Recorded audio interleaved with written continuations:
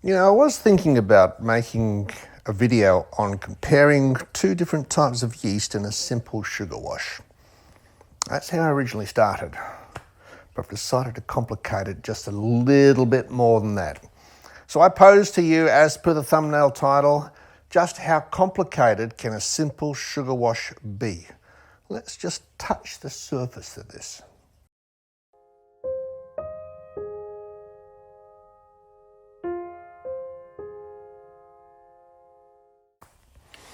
Well, let's just find out how complicated making a sugar wash really can be. Now, as I said in the intro, I was contemplating initially just making a comparison between Lalvin EC118 and baker's yeast. But I thought, no, let's go into some of the details because I was having a bit of a hard time getting the ball rolling, and I'll tell you about that as we go along with some of the extra things that you need to take into consideration to make a good sugar wash. Yes, you can just get water out of the tap, throw it in with some sugar, throw some yeast in, and hope for the best. Or you can actually have a few problems that are associated with it, and you need to actually address those problems as they start. As you can see, first problem I have is temperature. Now, I actually got this water out last night, and I put the heating bands on them last night, and that only reached 20 degrees this morning. So I actually put a blanket over the top of it to increase the temperature because I need it up around about 30 for a reasonable pitching temperature for the yeast. Now, at the moment it's just getting on 30 degrees. And keep in mind, when we put the sugar in, that temperature is going to drop. And if it drops too low, it's not going to kickstart. It's not going to start going. So in our environment where we are now, it's currently 21 degrees. That's C. It's 69 degrees F. Now last night it dropped down to 3 degrees C. That's pretty chilly. That's 37 degrees F. So we have to make sure we keep it nice and warm. Now the interesting thing, as soon as the yeast is put in and it starts going, it becomes exothermic. It starts to generate its own heat. So that's going to help keep these alive when it continues. Number two, very most important thing that you have to consider is quality of the water. I laugh because I've got a funny story to tell you with this. For a long time, I had a lot of problems when I started using the water from this house here. I had problem after problem. It was terrible. Plastic pipes, and all you could taste was PVC glue. It was terrible, shocking. So I started getting this water. It's Australian natural spring water. I was buying it in a 10-litre container. I was getting that for around about $4, and I was using 2 of those per wash. And I thought, oh, this is good. And it started to change. The flavour started to go wrong. And when drinking the water, it had a little bit of a tang to it. So I realised that the water's now contaminated, or they've changed their supply. It's just not appropriate for distilling. So that being the case, I've got a water tank outside, so I decided, no, I'll wait until we get some freshwater rain in the water tank because it had been dry. And as soon as the freshwater rain is there, I'll run it through my boiler and sterilise it, and we'll use that. So I did that, and the water smelt terrible after I boiled it. It smelled absolutely stale and terrible. Double fail. So how do I actually compensate for a lack of a water supply? This is number 2 on my list. So I'm going to show you a photo right now. This is me pulling the fridge out and attacking the water supply for my fridge because after it goes through the carbon filter. I went to that length to get this 50 litres of water here. Well, you do what you've got to do. Well, I've got a new carbon filter to start with, and so this should be quite reasonably good quality. Now, that being said, some people have absolutely zero problems with water, and I'm rather envious.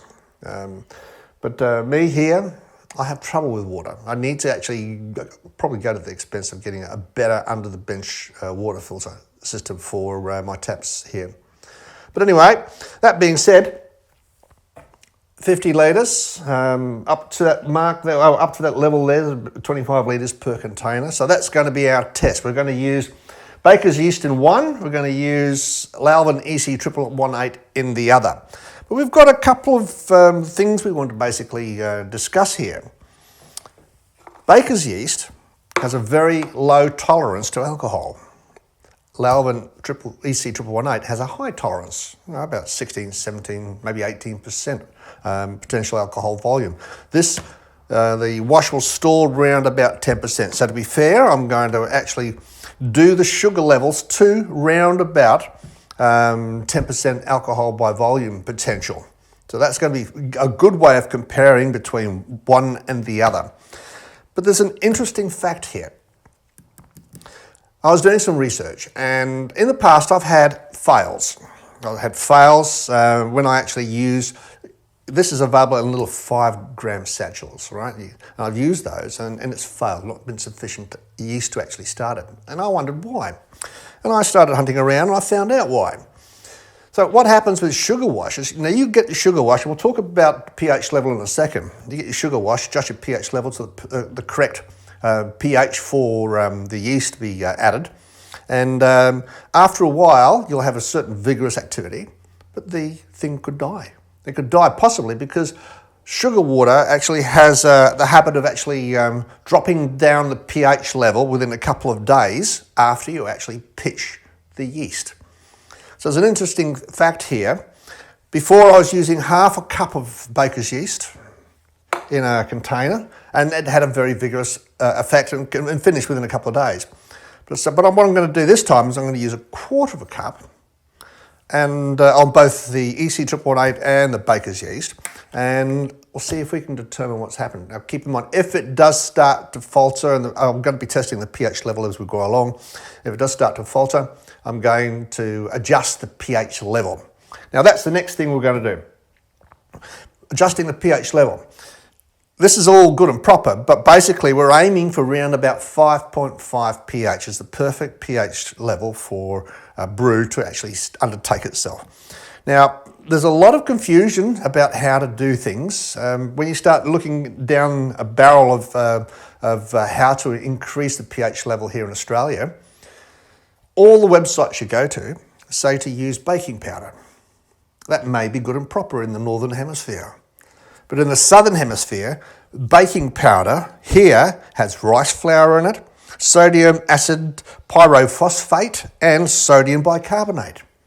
It is the sodium bicarbonate that we want to increase the pH level. Now, the only product I could find on the market here in Australia, which is 100% pure sodium bicarbonate, is this bicarb soda.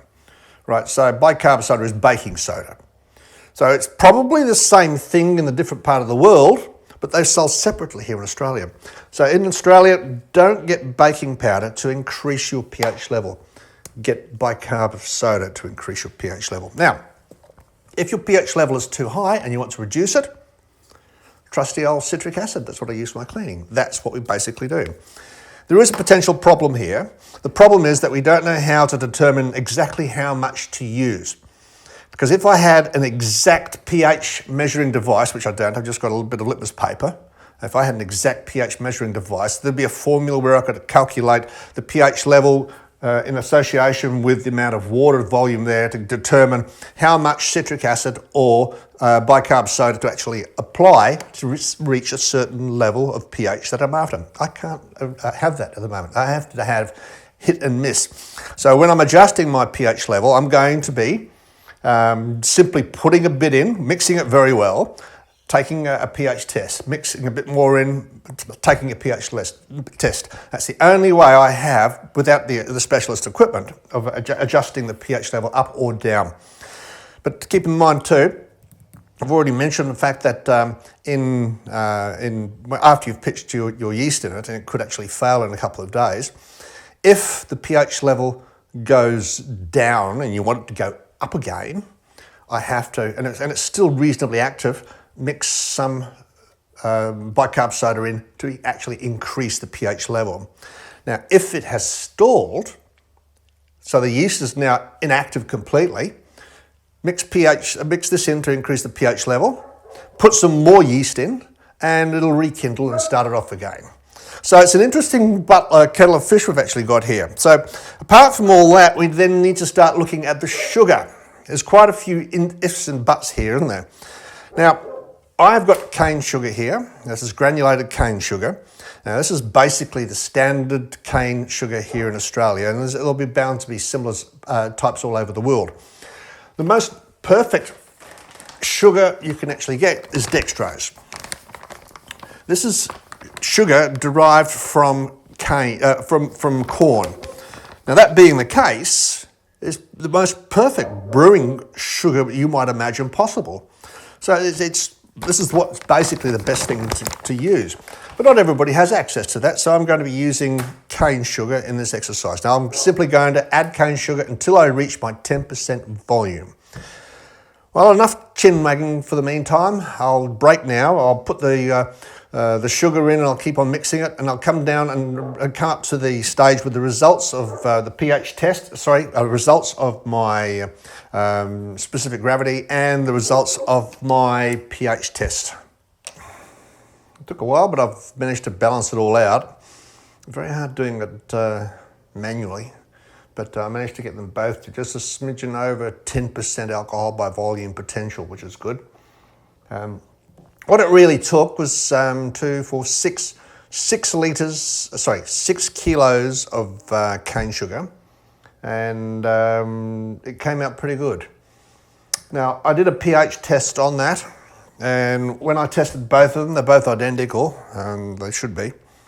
But before I did the pH test, I actually put in my diammonium phosphate, my yeast nutrient, which obviously I need to get some more.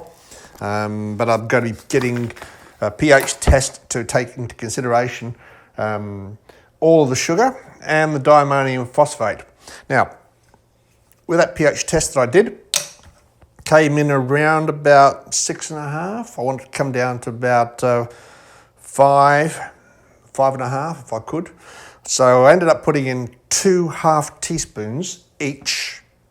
Total of 1 teaspoon, so 2 half teaspoons, one half teaspoon at a time, stirring it up. And that brought it down to, I think, somewhere between 5, just maybe just a little bit over 5. I really would like to invest in getting a more thorough electronic pH testing equipment, but and it's time, everything in its place. But I've got the pH right. The total literage is 25, 26, close to 27, about 27 on both of these. So I'm not going to do the pitching now and include all the other processing on this one video, because it's going to be a little bit too long. What I will do, when this warms up, at the moment it is 24 to 26 degrees. When it warms up to around about the 30 degrees, I'm going to pitch a 1/4 cup of yeast of both the Lalvin EC118 and the baker's yeast, all right? And then I'm going to start monitoring everything that happens from here on in. What I'll do on a daily basis, I'll do a pH test on a daily basis. I want to monitor whether or not it does come down in significant amounts, because I know for using baker's yeast, normally I use a 1/2 cup when I do a baker's yeast run. A 1/2 cup, extremely aggressive, but that usually gets it all over and done with in the first 2 days. So we'll see what happens with a 1/4 cup. But anyway, didn't have to bump up the pH, just to bring it down a little bit. So didn't have to use the bicarb soda. So for now, I'm going to call it quits. As soon as the temperature comes up to space, I'm going to put the yeast in, and I'll start putting the progress reports into the next video. In the next video, by the way, I'll do an update with all the other stuff, the flavorings and stuff like that. So it'll be basically an update video which incorporates this and a few other things. So until then, thanks for watching. I do appreciate it.